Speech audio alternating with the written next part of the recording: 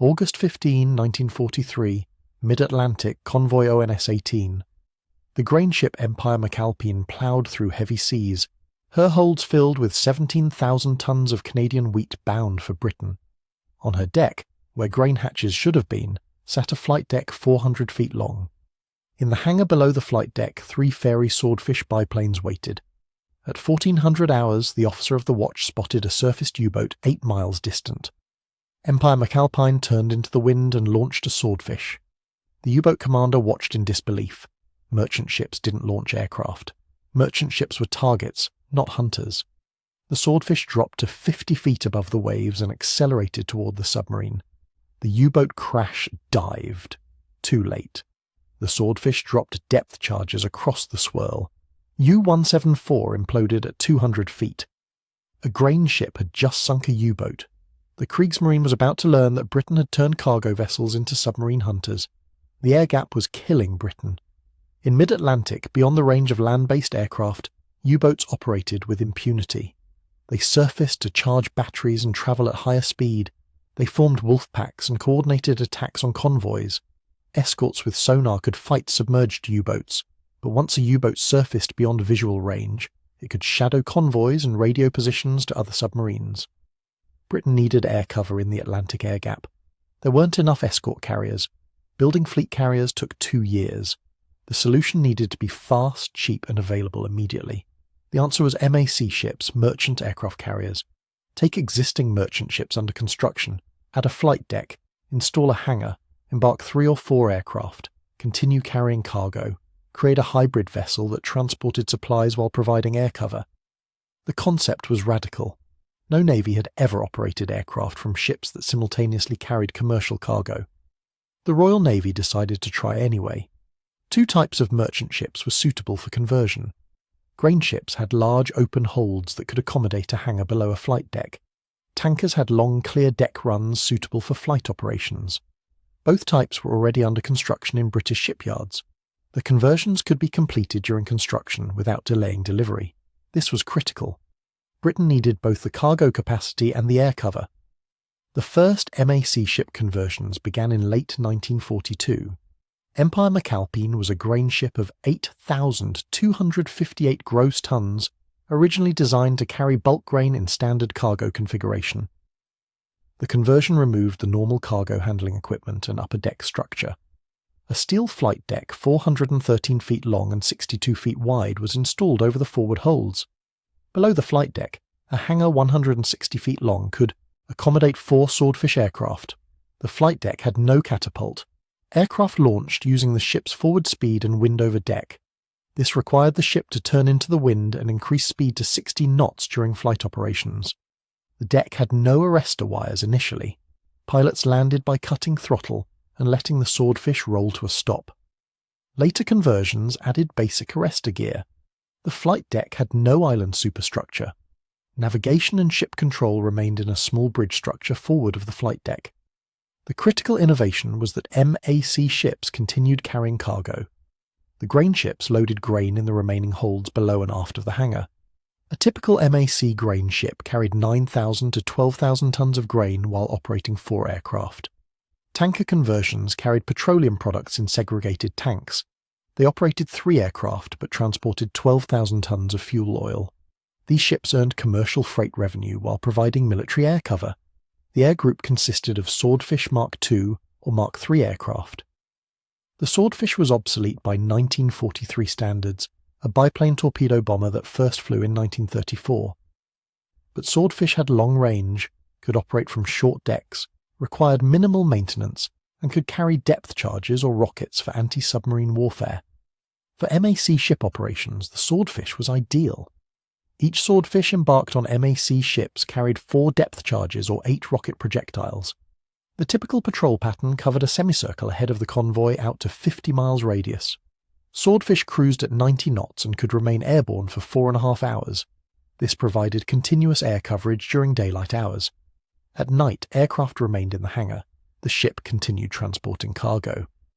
The first MAC ships entered service in May 1943. Empire McAlpine joined Convoy ONS-5, one of the most heavily attacked convoys of the entire Battle of the Atlantic. U-boats sank 13 merchant ships from that convoy. Empire McAlpine's aircraft flew 32 sorties and kept U-boats submerged, preventing coordinated Wolfpack attacks on the convoy's centre.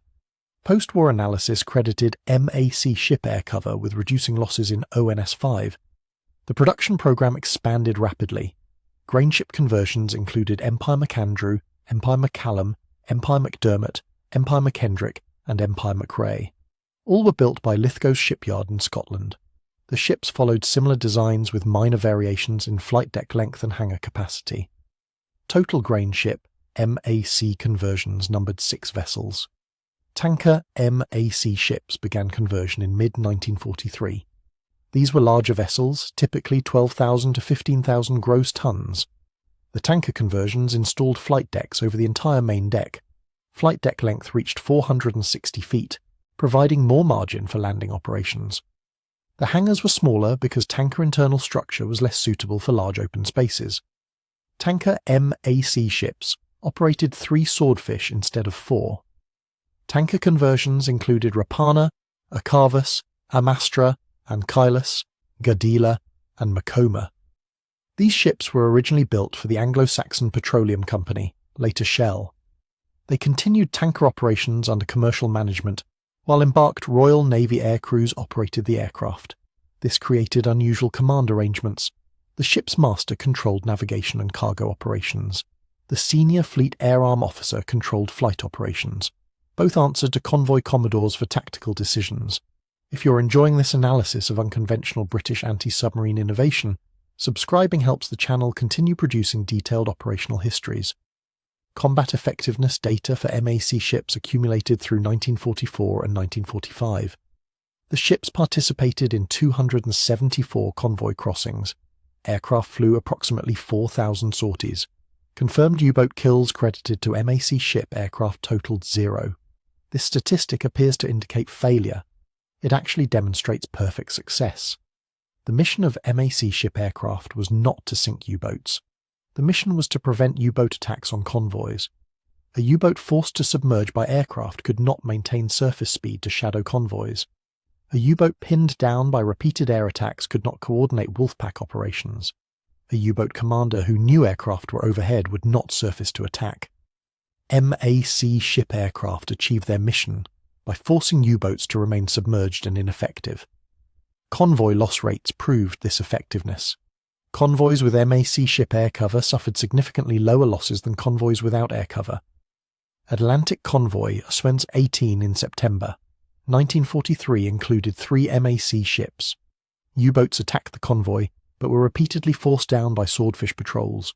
The convoy lost 6 merchant ships, far fewer than similar-sized convoys without air cover lost during the same period. The presence of aircraft changed U-boat behaviour. The comparison with escort carriers highlighted MAC ship efficiency. A purpose-built escort carrier like HMS Audacity displaced 11,000 tons, embarked 6 aircraft, carried no cargo, required a crew of 460, and took 18 months to build. A MAC grain ship displaced 8,000 tons, embarked 4 aircraft, carried 9,000 tons of grain, required a crew of 140, and converted during normal construction with minimal delay. The escort carrier was more capable. The MAC ship was available in quantity immediately. Cost effectiveness favoured MAC ships decisively. Converting a merchant ship to MAC configuration cost approximately £120,000. Building an escort carrier cost £2 million. For the price of 1 escort carrier, Britain could convert 16 MAC ships. The cargo capacity offset conversion costs through freight revenue. MAC ships paid for themselves while providing military capability. The Kriegsmarine had no equivalent to MAC ships. German commerce raiders carried reconnaissance aircraft, but these were float planes launched by catapult for scouting, not anti-submarine patrol. Germany never converted merchant ships to operate aircraft against Allied submarines.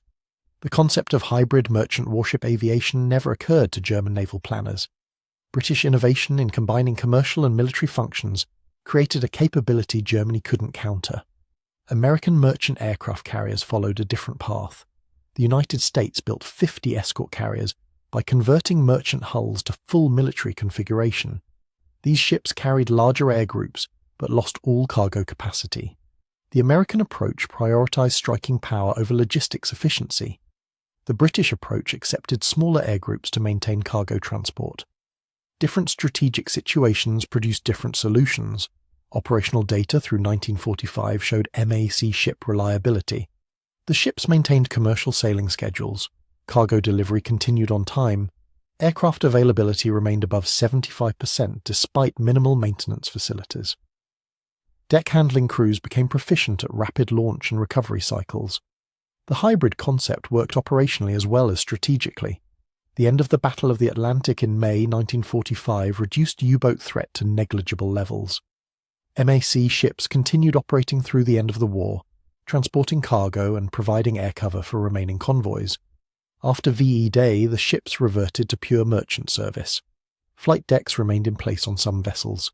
Others had flight decks removed and returned to standard cargo configuration. All continued commercial service into the 1950s. The strategic lesson from MAC ships was clear. Britain faced a capability gap in mid-Atlantic air cover. Building sufficient escort carriers would take years. Converting merchant ships to operate limited air groups while maintaining cargo capacity solved the immediate problem. The solution was imperfect but available. Imperfect solutions implemented immediately beat perfect solutions that arrived too late. Post-war analysis validated the MAC ship concept. The ships provided air cover during the critical period from mid-1943 to mid-1944, when U-boat wolfpack tactics threatened to sever Atlantic supply lines. MAC ship aircraft forced U-boats to remain submerged, reducing their effectiveness and preventing coordinated attacks. The presence of aircraft over convoys changed U-boat behavior patterns. Submarines that remained submerged could not shadow convoys or direct wolfpacks. The merchant ships that hunted U-boats demonstrated British innovation under pressure. The Royal Navy needed a solution to the air gap. Conventional carriers were unavailable in sufficient numbers. MAC ships provided the minimum viable capability that met the operational requirement. 4 Swordfish aircraft operating from a grain ship proved sufficient to suppress U-boat surface operations. That suppression protected convoys and enabled Britain to sustain the war effort through 1943 and 1944. August 15, 1943, Empire McAlpine launched a Swordfish and sank U-174. A merchant ship loaded with wheat had destroyed a submarine. The unconventional concept of hybrid merchant warship aviation had proven itself. British innovation turned cargo vessels into submarine hunters. The Kriegsmarine faced aircraft where they expected only defenceless merchants. Britain's ability to combine commercial logistics with military capability created an advantage Germany never matched. This is why merchant ships hunted U-boats. This is why unconventional thinking solved operational problems faster than conventional approaches. This is why British maritime innovation proved decisive when strategic necessity demanded immediate solutions.